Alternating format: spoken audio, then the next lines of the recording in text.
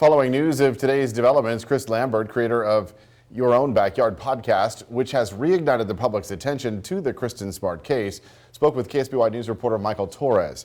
Michael joins us now live in studio. Michael, what is Lambert saying about that investigation? Richard, Chris Lambert believes this is the closest investigators have been to solving the case in over 20 years. He says while he's shocked to see the millions of downloads of his podcast and the public's renewed attention, he believes the series may have sped up efforts in the investigation. When Chris Lambert released his first episode of Your Own Backyard in September 2019, he never expected the popularity and impact the series would have not only on the Central Coast, but around the world. Today it reached 2 million downloads, so it's doubled in the last couple of weeks. I think it's been sitting at like number 5 on the true crime chart. But then, somebody pointed out, I think it peaked at number 7 in all podcasts, like out of any category.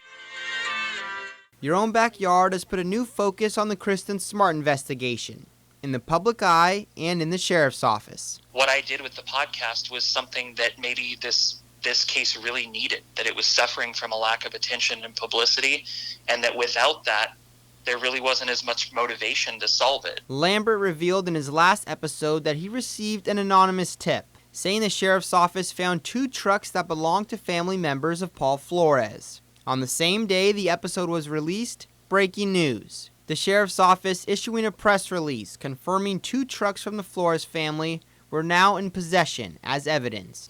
I think the episode broke and they knew they were going to have to say something, so they did. Through Lambert's interviews, listeners sending in tips, and the exposure the podcast is bringing to the case, Your Own Backyard has been a help to the sheriff's office as they work to solve the nearly 24-year-old disappearance of Smart. The detectives themselves say your podcast has been hugely helpful. So when they said your podcast has led to tips that we've followed up on, that's something I didn't expect. Lambert says everybody is talking about the case again, and that was the main goal on why he started the series, to get people to remember Kristin and to ultimately find where she is.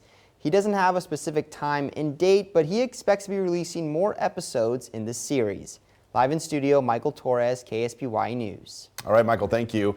Lambert says there are not any additional meetings scheduled with the sheriff's office, but says he still communicates with them when new information comes up.